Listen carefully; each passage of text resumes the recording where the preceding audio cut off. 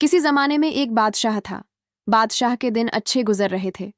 लोग भी अपने कारोबार करके जिंदगी गुजारते थे। गर्मी का मौसम चल रहा था और गर्म मौसम की वजह से लोग अपने घर से नहीं निकल रहे थे। शाम का वक्त था। बादशाह अपने दरबार से फारिग हो चुके थे। तमाम फरियादियों को निपटाने के बाद उन्होंने सोचा कि क्यों ना आज गश्त कर ली जाए, यानी भेष बदलकर घूमा जाए। चुनांचे बादशाह ने अपना भेष बदला और अपने एक सिपाही को अपने साथ में लिया। सिपाही का भी भेष बदला हुआ था और दोनों बाजार में चले गए। बादशाह अलग अलग दुकान वालों के पास जाकर बातों ही बातों में उनके हालात मालूम करते और इस तरह तरह के सवालात करते ताकि दूसरे तमाम लोगों को शक ना हो। गश्त करते करते वह एक वीरान बस्ती की तरफ निकल आए। वहां घर तो बने हुए थे, लेकिन लोग इक्का दुक्का ही नजर आ रहे थे, यानी बस्ती के लोग दिखाई नहीं दे रहे थे।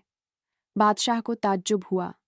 इससे पहले कि वह सिपाही से कुछ कहते, इतने में एक घर से चीखें बुलंद हुईं और तमाम घर से लोग बाहर निकल आए। खास तौर पर जवान लड़कियां निकलने के बाद खौफजदा नजर आने लगी। इससे पहले कि सूरतें हाल का ठीक तरह से अंदाजा होता, बादशाह ने एक बंदर को एक घर से निकलता हुआ देखा, तो लड़कियां उस बंदर को देखकर शोर मचाते हुए इधर उधर भागने लगीं। बादशाह मुस्कुराकर रह गए और अपने सिपाही से कहने लगे कि लड़कियां इस कदर नाजुक दिल होती हैं कि एक बंदर को देखकर इधर उधर भाग रही है। बादशाह उस वक्त तक मामले को मजाक समझ रहे थे, इसीलिए अपने घोड़े पर बैठकर आगे बढ़ गए। अलग अलग बस्तियों के हालात मालूम करने के बाद वह अपने महल में वापस आने लगे। न जाने क्यों, लेकिन वह बंदर वाला मंजर उनके जहन में बैठ गया था, जिसे वह सोचकर मुस्कुरा देते हैं कि किस तरह एक बंदर के वहां आ जाने से खलबली मच गई थी और लोग इधर उधर भाग रहे थे। खास तौर पर जवान लड़कियां भागने के साथ साथ रो भी रही थीं। बादशाह भी यह सोचकर रह गए कि एक जानवर से भी भला इतना कैसे डरा जा सकता है। बादशाह सोच में पड़ गए कि उस मंजर की ऐसी क्या बात थी कि वह बार बार उनके जहन में आ रहा था और जहन से खत्म होने का नाम ही नहीं ले रहा था। बादशाह ने आंखें बंद करके दोबारा से उस मंजर को अपने दिमाग में सोचा, तो जिस चीज पर वे हैरान हुए वह बंदर का खुद का होना था, यानी बंदर इस कदर ऊंचा लंबा चौड़ा था कि उससे डरना बनता था। इसी वजह से लड़कियां चीख कर इधर उधर जा रही थीं। लेकिन क्या सिर्फ उसकी जिसामत की वजह से वह डर रही थी, या मामला कुछ और था? बादशाह सोच में पड़ गए, क्योंकि उनकी सल्तनत में ज्यादा जंगल नहीं थे और उन्होंने इस तरह का बंदर नहीं देखा था। खैर, सुबह हुई और सुबह के बाद बादशाह अपने महल के बगीचे में आ गए। वहां दो लोग आपस में बातचीत कर रहे थे और वह दो लोग उस बगीचे के रखवाले थे, जो उस बगीचे के पौधों की काट छांट वगैरह किया करते थे। बादशाह ने टहलने के दौरान जब उनकी बात सुनी तो वह हैरान रह गए। वह लोग एक दूसरे से कह रहे थे कि आजकल पूरी सल्तनत में खौफ और डर फैला हुआ है। लोग तरह तरह की बातें कर रहे हैं और सब बंदर को वजह करार दे रहे हैं। बंदर की बात सुनकर बादशाह के जहन में फिर से वह मंजर चलने लगा। इसके बाद बादशाह महल में आकर बैठ गए। एक शख्स बादशाह के पास आया और आगे बढ़कर बादशाह से कहने लगा, बादशाह सलामत, मैं एक वीरान बस्ती से ताल्लुक रखता हूँ, जो कुछ अरसे पहले बहुत ज्यादा आबाद थी और लोग हंसी खुशी रहते थे, एक दूसरे का ख्याल रखते थे, एक दूसरे की खुशी और गम में शरीक होते। लेकिन अब वह बस्ती तकरीबन वीरान हो चुकी है। बादशाह कहने लगे कि आखिर ऐसी क्या वजह बनी कि वह वीरान हो गई? क्या लोग उसे छोड़कर चले गए? तो उस शख्स ने बादशाह को बताया कि बादशाह सलामत, उस बस्ती के लोग एक बंदर की वजह से बहुत ज्यादा परेशान हैं। बादशाह को याद आ गया कि यह किस बंदर की बात हो रही है। वह शख्स कहने लगा कि वह बंदर तई गंदी और घटिया हरकतें करता है। वह बंदर जब नौजवान लड़कियों को देख लेता है तो उनके घर तक चला जाता है और फिर उनके साथ गलत हरकत करके भाग जाता है। बादशाह ने कहा, भला ऐसे कैसे हो सकता है कि एक बंदर लड़कियों के साथ गलत हरकत कैसे कर सकता है? तब उस शख्स ने बादशाह से कहा कि बादशाह सलामत, मेरा काम आपको शिकायत पहुंचाना था, क्योंकि मेरी खुद की भी 3 बेटियां हैं। वह जवान हैं और मैं उनके हवाले से बहुत बहुत परेशान हूँ। बादशाह ने कहा, तुम परेशान ना हो, अपने घर जाओ, अपनी तीनों बेटियों की हिफाजत करो। मैं जल्द से जल्द मामले की तहकीकात करवाकर देख लेता हूँ कि आखिर माजरा क्या है। वह शख्स चला गया, लेकिन बादशाह की नींदें ही उड़ गई थीं। बादशाह ने अपने खास लोगों को बुलाया और कहा, एक शख्स मेरे पास आया और कहने लगा, बादशाह सलामत, हमारी बस्ती में अचानक एक बंदर आता है। वह बंदर नौजवान लड़कियों का दीवाना। बादशाह ने कहा, भला ऐसे कैसे हो सकता है कि एक बंदर लड़कियों के साथ गलत हरकत कैसे कर सकता है? तब उस शख्स ने बादशाह से कहा कि बादशाह सलामत, मेरा काम आपको शिकायत पहुंचाना था, क्योंकि मेरी खुद की भी 3 बेटियां हैं। वह जवान है और मैं उनके हवाले से बहुत बहुत परेशान हूं। बादशाह ने कहा, तुम परेशान ना हो, अपने घर जाओ, अपनी तीनों बेटियों की हिफाजत करो। मैं जल्द से जल्द मामले की तहकीकात करवाकर देख लेता हूं कि आखिर माजरा क्या है। वह शख्स चला गया, लेकिन बादशाह की नींदें ही उड़ गई थीं। बादशाह ने अपने खास लोगों को बुलाया और कहा, एक शख्स मेरे पास आया और कहने लगा, बादशाह सलामत, हमारी बस्ती में अचानक एक बंदर आता है। वह बंदर नौजवान लड़कियों का दीवाना है और उनके साथ गंदी हरकत करके भाग जाता है। लोग खौफजदा हो गए हैं और अपनी जवान बेटियों के हवाले से बेहद परेशान हैं। आज से पहले मैं ऐसा अनोखा किस्सा नहीं सुना है। उनमें से एक सिपाही ने हिम्मत की और कहा, बादशाह सलामत, ऐसा वाकया भी हो सकता है, क्योंकि आपने सुना होगा कि बंदर इंसान की नकल करता है। क्या पता वह बंदर ना हो, बल्कि कोई और मामला हो। बादशाह इस सिपाही की बात सुनकर कहने लगे, मैंने तुम लोगों को यहाँ इसीलिए बुलाया है कि उस वीरान बस्ती में जाओ और जाकर देखो कि असल मामला क्या है। क्या वाकई में वह बंदर ही है या कोई और है? सिपाहियों ने बादशाह का हुक्म सुना तो फौरन से उनके हुक्म की तामील के लिए रवाना हो गए। उन्होंने वहां सबसे पहले लोगों से पूछना शुरू किया कि मामला क्या है। तकरीबन तमाम लोगों ने वही मामला बताया जो बादशाह को उनके दरबार में एक शख्स ने बताया था। यह देखकर यही लगता था कि वाकई में वह बंदर उस घर में आता है जहां नौजवान लड़कियां उसे दिखती हैं और फिर उनके साथ गलत हरकत करके वहां से भाग जाता है। ज्यादातर वह ऐसे वक्त में आता है जब कोई सो रहा होता है, या रात के वक्त जब वह आधी रात निकल जाए, और दिन के वक्त जब लोगों के आराम करने का वक्त होता है, वह उसी वक्त हमला करता है। हफ्ते में 2-3 बार तो जरूर वह बंदर जंगल से निकलकर इस आबादी की तरफ आता है और गंदी हरकत करके चला जाता है। लोग उससे तंग आते हैं। वह बंदर जिस सामत में भी बड़ा है, जब लोग उसे पकड़ने जाते हैं तो वह हमला करता है। उसके नाखून इस कदर तेज और बढ़े हैं कि जो कोई उसे पकड़ने की कोशिश करता है, उसे वह नाखून मार देता है और वह शख्स बुखार में मुब्तला हो जाता है। लोगों ने सिपाहियों से कहा, अब आप खुद ही बताइए कि इस कदर गर्म मौसम में हम किस तरह खिड़की दरवाजे बंद रखें। अगर बंदर के खौफ से न मरे तो घुटन से ही मर जाएंगे। लोग बहुत उदास नजर आ रहे थे। सिपाहियों ने लोगों से चंद सवालात पूछे कि बंदर ज्यादातर किस दिन को आता है, कौन से वक्त में आता है, और उसके आने का रास्ता क्या है, जाने का रास्ता क्या है, ज्यादातर कितने साल की लड़कियों को उसने निशाना बनाया है। लोगों ने तमाम सवालात के जवाब सिपाहियों को दिए और कहने लगे कि वह ज्यादातर 18 से 25 साल की लड़कियों को निशाना बनाता है और उसके आने का कोई वक्त मुकर्रर नहीं है। वह जंगल की तरफ से आता है और कहाँ जाकर गुम हो जाता है, यह हमें मालूम नहीं है। ज्यादातर वह दोपहर के वक्त या आधी रात के वक्त आता है। सिपाहियों ने सारी मालूमात को इकट्ठा करने के बाद तमाम मुमकिन रास्तों पर जाल बिछा दिया और लोगों को उनके घरों में रहने का कहा। उनसे यह भी कहा कि खिड़कियां दरवाजे बंद कर दें और अपने अपने घरों में आराम से बैठ जाएं। सिपाहियों ने जाल बिछाकर अब बंदर की आमद का इंतजार करने लगे, यहाँ तक कि उन्हें जंगल के करीब भरी झाड़ियों के पास कुछ सरसराहट सी महसूस हुई और वह फौरन से चौकन्ना हो गए और एक दूसरे को इशारा देने लगे। लेकिन यह क्या? उन्होंने बाकायदा अपनी आंखों से देखा कि वह बंदर थोड़ा आगे आते ही जाल में फंस गया। लेकिन उसने आराम से वह जाल उठाया और अपने दांतों से कुतरकर इधर उधर घूमने लगा। लेकिन बंदर बहुत गुस्से में दिखाई दे रहा था, बार बार अजीब किस्म की आवाजें निकाल रहा था। वह जिसामत में भी काफी बड़ा था और उसकी रंगत गहरी काली थी, जिसे देखकर ही खौफतारी हो जाए। लेकिन बादशाह के सिपाही उससे डरे नहीं थे, बल्कि उसकी हरकतें देखकर हैरान रह गए थे। वह अजीब गरीब किस्म की हरकतें कर रहा था। ऐसे लग रहा था जैसे उसे बहुत गुस्सा आ रहा है। साथ ही साथ अपने नाखून बार बार जमीन पर घिस रहा था और एक अजीब सी आवाज निकाल रहा था। बंदर जाल को काटकर उससे निकल चुका था और दोबारा जंगल की तरफ निकल गया। सिपाही ना उम्मीद होकर महल की जानिब रवाना हो गए। वहां जाकर उन्होंने बादशाह को बंदर के बारे में सब कुछ बता दिया। बादशाह ने जब उनकी बात सुनी तो सिपाहियों को शाबाशी दी कि वाकई में उन्होंने काफी अच्छा काम किया है। यहाँ तक कि उन्होंने जाल भी लगाया। लेकिन बंदर, हाँ, क्योंकि बंदर अब बादशाह के हाथों से मौत का शिकार होगा। यानी बादशाह ने सोच लिया था कि वह खुद अब जाकर इस वाक्य को देखेंगे और बंदर को खत्म करेंगे। एक सिपाही आगे बढ़ा और बादशाह से कहने लगा, बादशाह सलामत, आप उस बंदर को जिंदा गिरफ्तार करके उसके बारे में मजीद तहकीकात भी करवा सकते हैं। उसे मारना इस मामले का हल नहीं है। मुझे नहीं लगता कि यह बंदर पैदाइशी तौर पर ऐसा होगा। इसके पीछे जरूर कोई कहानी है। हमें उस कहानी को मालूम करना पड़ेगा कि एक जानवर आखिर इंसानी हरकतें कैसे कर सकता है। हम उसे अपनी मेहनत से जिंदा सलामत पकड़ेंगे। बल्कि अगर आप उसे जिंदा सलामत पकड़ने में कामयाब होंगे तो फिर मेरी अदना दरख्वास्त आपसे यह है कि आप सारी तहकीकात उस बंदर के हवाले से भी मुकम्मल करें कि आखिर यह क्या माजरा है।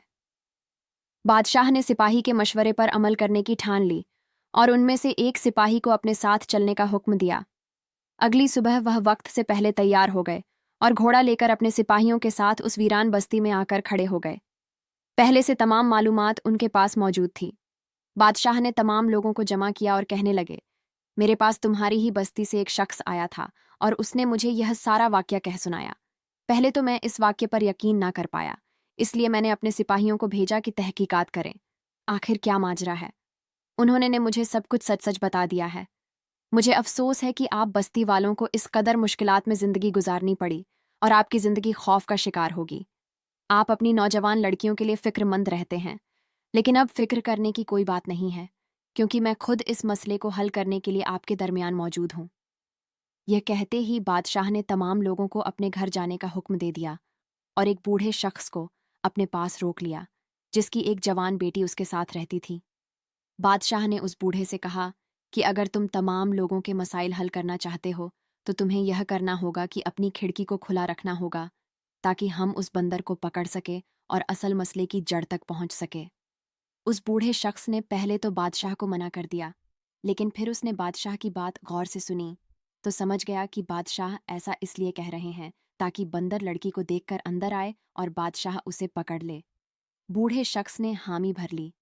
बादशाह अपने सिपाहियों के साथ इन झाड़ियों में छुपकर उस बंदर के ने का इंतजार करने लगे। थोड़ी ही देर में शाम जब रात में ढल गई तो जंगल के पास झाड़ियों में सनसनाहट सी पैदा होने लगी। बादशाह समझ गए कि अब बंदर उस वीरान बस्ती में दाखिल होने वाला है। उन्होंने खुद अपनी आंखों से इन तमाम चीजों को देखा जो सिपाही ने भी देखी थी। एक बड़ी सी जिसामत वाला बंदर दंदना हुए अंदर दाखिल हुआ और बूढ़े शख्स के घर का दरवाजा खुला। देखकर तो समझ गया कि आज उसका शिकार उसके सामने मौजूद है। वह उछल उछल कर जाता हुआ उस घर में दाखिल हुआ। इससे पहले कि वह कोई ऐसी घटिया और गलत हरकत करता, बादशाह सलामत आगे बढ़े और अपने अपने म्यान से तलवार निकाली और दौड़कर उस घर में दाखिल होते ही बंदर को उस जोर की तलवार मारी। बंदर अचानक हमले के लिए तैयार ही ना था और जख्मी होकर गिर पड़ा। उसका खून निकलने लगा और उसके मुंह से अजीब अजीब आवाजें निकलने लगीं। सिपाही ने आगे बढ़कर उसके नाक पर एक तरह का पानी डाला और वह बेहोश हो गया। बस्ती के तमाम लोग जमा हो गए और लोगों की मदद से सिपाही ने उस बंदर को बोरे में डालकर बैलगाड़ी पर लादा और महल की जानिब ले जाने लगा। बादशाह उस बस्ती में खड़े लोगों से मुखातिब होकर कहने लगे कि आपके बादशाह ने आपसे किया गया वादा सच कर दिखाया है। इस बंदर को जाल में फंसाने का कोई फायदा नहीं था, बल्कि अचानक हमला ही इससे महफूज रख सकता था। और यह अचानक हमला मैंने इससे ही सीखा है, जिसकी वजह से मैं आज इसे पकड़ने में कामयाब हो गया हूँ। लेकिन किस्सा यहीं खत्म नहीं हो जाता, बल्कि मैं इस बंदर के हवाले से हर किस्म की तहकीकात करवाऊंगी और इसके बाद ही इसे मौत के घाट उतारने का सोचूंगा। यह सुनकर तमाम लोग बेहद खुश हुए, बादशाह को दुआएं देने लगे और कहने लगे कि पिछले 2 महीनों से जो हमारी नींदें इस बंदर ने खराब की हुई थीं, आज सुकून भरी नींदें फराह करने के लिए आपने अपने आराम को ना देखा। हम आपका इस हवाले से बहुत शुक्रिया अदा करते हैं। बादशाह ने मुस्कुराकर उनकी बातों का जवाब दिया और सिपाहियों के पीछे अपना घोड़ा दौड़ाकर महल के जानिब जाने लगे। थोड़ी ही देर में वह महल में पहुंच गए। तमाम लोग हैरान हो गए कि आखिर यह बैलगाड़ी के अंदर महल में क्या लाया जा रहा है। बादशाह ने फौरन से सिपाहियों को हुक्म दिया कि शाही हकीम को फौरन से बुलाया जाए और तमाम दरवाजे बंद कर दिए जाएं, क्योंकि यह कोई तमाशा नहीं था, बल्कि एक ऐसा संगीन मसला था कि जो कोई भी सुनता तो कानों को हाथ लगाता। इसलिए सुल्तान इस मामले को खुफिया रखना चाहते थे। थोड़ी ही देर में शाही हकीम तशरीफ ले आए। बादशाह सलामत ने उन्हें अपने खास कमरे में बुलाया और जब शाही हकीम ने देखा कि बड़ा सा बंदर वहां जमीन पर मौजूद है, जो अपनी जिसामत के लिहाज से हैरत अंगेज तौर पर काफी बड़ा है और इस वक्त बेहोश है, शाही हकीम ने हैरानी से बादशाह की तरफ देखकर कहा कि बादशाह सलामत, यह क्या माजरा है भला? यह बंदर आपके पास कहाँ से आ गया और यह बेहोश क्यों है? क्या इसके इलाज के लिए आपने मुझे बुलाया है? बादशाह इस बात पर सर हिलाते हुए कहा कि यह बंदर एक वीरान बस्ती में लोगों को खौफ और हिरास में मुब्तला किए हुए था और ऐसी घटिया और गलीज हरकतें करता था कि जो मैं तुम्हें बता भी नहीं सकता। लेकिन फिलहाल तुम मुझे यह बताओ कि इस बंदर के मुतालिक तुम क्या जानते हो? क्या तुम्हें इसके मुतालिक कुछ इल्म है? तो मुझे भी बताओ। शाही हकीम ने बागौर उस बंदर का मुआयना किया और जो कुछ उन्हें समझ आया वह बादशाह के सामने यूं पेश किया कि बादशाह सलामत, यह बंदर एक खास नस्ल का बंदर है जो नस्ल नापत होती चली जा रही है। मैं इस बंदर के यहाँ आपके पास मौजूद होने पर हैरान इसलिए था क्योंकि इस किस्म के बंदर शहरी इलाकों में और आबादी वाले इलाकों में आने से डरते हैं, घबराते हैं और इंसानों से दूर भागते हैं। मैं आपको यह बात बताता चलूं कि यह बंदर किसी ने अपने घर में पाला था। यह जंगली बंदर होते हैं, इन्हें घर में नहीं पाला जाता, लेकिन अगर किसी ने इसे अपने घर में पाला था तो इसने उस इंसान की तमाम आदतें अपना ली हैं। यह अपने आप को भूल चुका है और जिसने इसे अपने घर में पाला था उसके जैसे ही यह अपने आप को समझने लगा है, उसके जैसे ही हरकतें करता है। यह खास किस्म का बंदर है जो कभी भी शहरी इलाकों में नहीं पाया जाता, बल्कि यह सिर्फ जंगल में ही रह सकता है। इसकी वजह यह है कि जब यह शहरी इलाकों में आ जाए तो फिर यह इंसानों की तरह ही रहने लग जाता है। इनके रहन सहन और तौर तरीके सीख जाता है, यानी इसे जो कुछ सिखाया जाए यह बिल्कुल वैसा ही सीख जाएगा। बादशाह ने यह सुना तो बादशाह को सारी सूरतें हाल समझ में आ गई कि असल बात क्या है। बादशाह ने अपने सिपाही को हुक्म दिया कि मालूम करो यह बंदर किसका पालतू जानवर था और उसने इसे क्यों आज़ाद छोड़ दिया। सिपाहियों ने तमाम बस्तियों में खुद को टोलियां की शक्ल में बांट लिया और घर घर जाकर लोगों से मालूम करने लगे कि क्या किसी ने यहाँ बंदर पाला था। तमाम लोग इनकार करने लगे। सिपाहियों ने काफ़ी घरों में पूछताछ की, लेकिन उन्हें कोई जवाब ना मिला। इसके बाद उन्होंने एक घर का दरवाज़ा खटखटाया। जैसे ही दरवाज़ा खोला गया तो एक बूढ़ा शख्स बाहर निकला और कहने लगा कि क्या काम है। सिपाहियों ने उससे पूछा कि क्या आसपास किसी ने कोई बंदर पाला था या किसी का बंदर खो गया था। वह बूढ़ा शख्स उन्हें देखने लगा, कहने लगा कि हाँ, मेरे बराबर में एक शख्स रहता था। उसने बंदर पाला था, बहुत छोटा सा था, काली रंगत का था, यहाँ तक कि रफ्ता रफ्ता वह बड़ा होता चला गया और अजीबो गरीब हरकत सीख गया था। जिसने उसे पाला था उसने उसे जंगल में रवाना कर दिया। उसके बाद उसका कुछ पता न चल सका। कभी कभी इस घर वाले को उसकी बहुत याद आती है तो उसकी तलाश में इधर उधर निकल पड़ता है, लेकिन फिर यह भी यहाँ से चला गया। ये बराबर में जो घर है इसी ने बंदर पाला था। कभी कभी साल में एक बार फिर या 6 महीने के अंदर वह इस घर में आता है, थोड़ा वक्त गुजारता है, उसके बाद चला जाता है। अभी उसे यहाँ से गए 6 महीने ही हुए हैं, क्या पता वह फिर आ जाए। बूढ़ा शख्स ने एक वक्त में इतनी ज्यादा मालूमात दे दी थी कि सिपाहियों का दिल खुश हो गया। उन्होंने बूढ़े शख्स से कहा कि क्या हम में से एक सिपाही यहाँ ठहर सकता है, तो उसने हाँ कर दी। एक सिपाही वहीं उस बूढ़े के पास ठहर गया। बाकी सिपाहियों ने बादशाह के पास आकर तमाम माजरा कह सुनाया। अगले दिन बूढ़ा शख्स के बताने के मुताबिक वह शख्स अपने घर में दाखिल हुआ। सिपाहियों ने जब यह देखा तो फौरन से अजनबी बनकर उससे मिलने लगा। यहाँ तक कि जब वह शख्स नींद की वादियों में खो गया तो सिपाही ने उसका कुर्ता लिया और महल की तरफ रवाना हो गया, क्योंकि बादशाह ने उन्हें यही समझाया था कि जिसने यह बंदर पाला था उसका कुर्ता लेकर बादशाह के पास आ जाए, ताकि वाकई में पता चल सके कि बंदर को उसी ने पाला है या किसी और ने। सिपाही ने उसका कुर्ता लाकर बादशाह की खिदमत में पेश कर दिया। बादशाह ने फौरन से वह कुर्ता अपने हाथ में लिया और उस बंदर की तरफ चले आए, जो इलाज के बाद अच्छा खासा तंदुरुस्त हो गया था और एक पिंजरे में कैद था। बादशाह ने फौरन से वह कुर्ता उस बंदर के आगे फेंका तो वह उठाकर सूंघने लगा, यहाँ तक कि वह उसे अपने सीने से लगाकर बार बार सूंघता रहा, बहुत बार सीने से लगाता रहा। बादशाह समझ गए कि वही शख्स है जिसने इस बंदर को घर में पाला था। बादशाह को मुआला समझ में आ गया था, लेकिन अभी और तहकीकात बाकी थी। बादशाह कोई भी फैसला सिर्फ शक की बुनियाद पर नहीं करना चाहते थे। चुनांचे उन्होंने भेष बदला और उस शख्स के पास चले गए। अंदर दाखिल होते ही उससे कहने लगे कि मैं मुसाफिर हूँ, भटक गया हूँ और तुम्हारे यहाँ कुछ अरसा ठहरना चाहता हूँ। मंजिल मिलते ही यहाँ से चला जाऊंगा। उस शख्स ने ना जाने क्या सोचकर बादशाह को अपने पास रहने की इजाजत दे दी। अब वह बादशाह पूरे 2 दिन वहां रहे और उस शख्स की हरकत को देखने लगे, लेकिन वह शख्स किसी भी गलत किस्म की हरकत में ना पाया गया, बल्कि वह सुबह सवेरे ही निकल जाता और रात गए लौट आता। तीसरे दिन बादशाह ने उस शख्स का पीछा करने की ठान ली। बादशाह उस शख्स का पीछा करने लगे। वह चलते चलते काफी दूर एक ऐसी बस्ती में पहुंच गया जहां हर तरफ झोपड़ियां ही झोपड़ियां थीं। यहां तक कि उसने अपनी जेब से चंद सिक्के निकाले और एक घर का दरवाजा बजाने लगा। दरवाजा खोलते ही एक औरत उसे देखकर गुस्सा करने लगी और कहने लगी, अभी तो तुम कल रात को आए थे, अब मैं मजीद तुम्हें लड़कियां फराह करके थक गई हूं। बादशाह ने यह सुना तो उन्हें शदीद गुस्सा आया।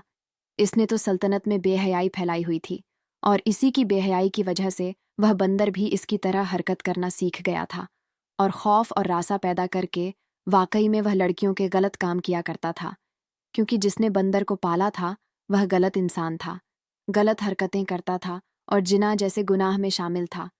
बंदर जिस तरह उसे करता देखता था उसी तरह की हरकतें वह सीख गया था।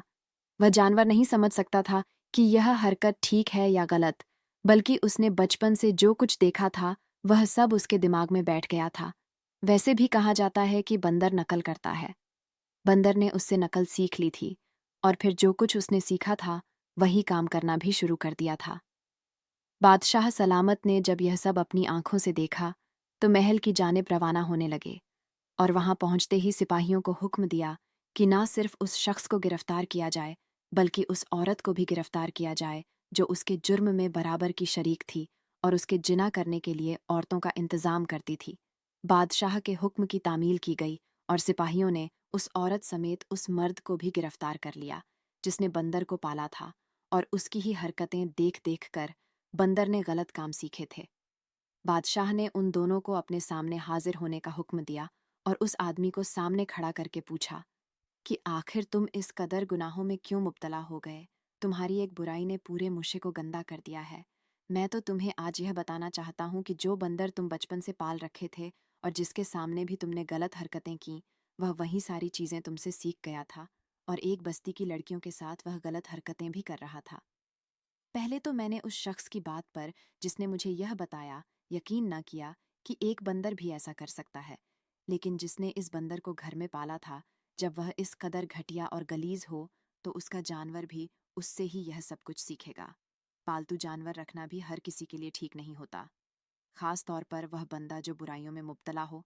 मुझे नहीं पता कि तुम्हारी बुराइयों में मुब्तला होने की क्या वजह है, लेकिन मुझे सिर्फ इतना पता है कि मैं इस सल्तनत का बादशाह हूँ और अपने सामने बुराई होता देख रहा हूँ तो मुझे उसको सज़ा ज़रूर देनी है जो इस बुराई में सज़ा दी जाती है, क्योंकि मैं हरगिज़ भी यह नहीं चाहता कि मेरी सल्तनत में फहाश और बुराई इस कदर आम हो जाए। अगर वह शख्स वाकई में यह मामला मेरी तरफ लेकर ना आता तो तकरीबन तमाम सल्तनत में खौफ और हिरास फैल जाता और यह सब कुछ तुम्हारी घटिया हरकतों की बदौलत हो रहा था। बंदर ने वही सब कुछ तुमसे सीखा जो तुम करते चले आ रहे हो। अगर मैं तहकीकात ना करता और बंदर को मार देता तो तुम्हारी मचाई गंदगी को भी कभी ना मिटा सकता। इसके साथ साथ बादशाह उस औरत से मुखातिब हुए और उससे पूछने लगे कि तुम इस मर्द की क्या लगती हो। वह औरत रोने लगी और कहने लगी कि मैं इस मर्द की बीवी हूँ और यह मुझे गलत कामों पर उकता है। यह मुझे गुनाहों की दलदल में धकेल चला जा रहा। मैं अब वैसे भी जीना नहीं चाहती। आप चाहे तो मुझे सज़ा दे दें। मैं इस शख्स के साथ नहीं रहना चाहती हूँ। बादशाह ने उस औरत से कहा कि तुम इसके साथ बराबर की मूलविस हो और अब मेरे सामने रोना रोकर खुद को बचा रही हो। और याद रखो कि सल्तनत के बादशाह के दरवाजे तो तुम्हारे लिए खुले थे। तुमने आकर मुझे क्यों नहीं बताया जिस तरह। उस बस्ती के एक शख्स ने हिम्मत करके मुझे सारी कहानी बताई। इसी तरह अगर तुम मुझे बताती तो मैं उसका कोई ना कोई हल जरूर पेश करता, लेकिन अब तुम भी इसके साथ बराबर की शामिल थी, इसलिए तुम दोनों को मैं इसकी सजा दे रहा हूं। यह कहते ही बादशाह ने उन्हें जिंदाल में डालने का हुक्म दे दिया और फैसला सुनाया कि कल चौक में सबके सामने इन्हें सजा दी जाएगी और उन्हें बता दिया जाएगा कि फहाश और बुराई मुआशरे में फैलाने का क्या अंजाम होता है। अगले दिन उन दोनों को वही सजा दी गई जो जिना की होती है। साथ ही साथ उनका पालतू बंदर भी उनके साथ हलाक हो गया, जो उनकी गलत हरकतों की वजह से गलत हरकत सीख गया था। और शाही हकीम ने बादशाह से कहा था कि एक बार यह जो चीज़ सीख ले फिर दोबारा कभी नहीं भूलते, इसीलिए बंदर को भी हलाक कर दिया गया। तो प्यारे दोस्तों, ये थी हमारी आज की कहानी। आपको ये कहानी कैसी लगी हमें कमेंट बॉक्स में ज़रूर बताएं। वीडियो पसंद आई हो तो वीडियो को लाइक करें, साथ ही करीबी लोगों के साथ इसको शेयर भी ज़रूर कर दें। नए आने वाले लोगों से गुजारिश है, हमारे मिलते हैं किसी नई वीडियो में नई कहानी के साथ। शुक्रिया। अल्लाह हाफिज़।